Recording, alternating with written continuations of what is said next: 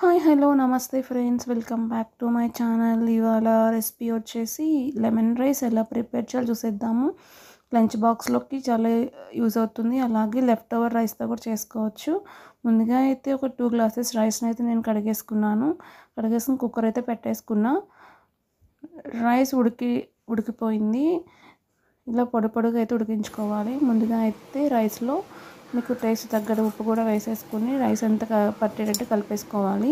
ఆ తర్వాత stove on చేసుకుని బాండీ పెట్టుకుని బాండీలో 3 to 4 టేబుల్ స్పూన్ ఆయిల్ వేసుకోవాలి. ఆయిల్ కొంచెం హీట్ అయిన తర్వాత ఒక 4 ఎండుమిరపకాయలు, అలాగే ఒక 3 టేబుల్ స్పూన్ పల్లీలు కూడా వేసుకుని కొంచెం ఫ్రై అయిన తర్వాత ఒక 3 టేబుల్ స్పూన్ శనగపప్పు, 3 టేబుల్ స్పూన్ మినపప్పు కూడా వేసుకోవాలి. అలాగే ఒక పావు టేబుల్ స్పూన్ ఆవాలు కూడా వేసుకుని తాలింపుని చిటపటలాడిచ్చేదాకా గోల్డెన్ బ్రౌన్ కలర్ వచ్చేందుకు ఫ్రై చేసుకోవాలి. ఆ తర్వాత ఒక 5 పచ్చిమిరపకాయలు సన్నగా కట్ చేసుకుని, కొంచెం కరివేపాకు, 1 ఇంచ్ అల్లం సన్నగా తరుక్కుని వేసుకుని ఫ్రై చేసుకోవాలి. ఆ తర్వాత ఒక పావు టేబుల్ స్పూన్ పసుపు కూడా వేసుకుని, ఒక పావు టేబుల్ స్పూన్ సాల్ట్ కూడా వేసుకోవాలి. ఎందుకంటే సాల్ట్ పచ్చిమిరపకాయ పడితే చాలా బాగుంటుంది. అలాగే ఒక 3 టేబుల్ స్పూన్ లెమన్ జ్యూస్ కూడా వేసుకోవాలి. మొత్తం 3 నిమ్మకాయలను అయితే అలా పిండుకుని వేసుకోవాలి. ఆ తర్వాత రైస్లోకి తిరుగుమాతనంతా వేసేసుకుని కలిపేసుకోవాలి.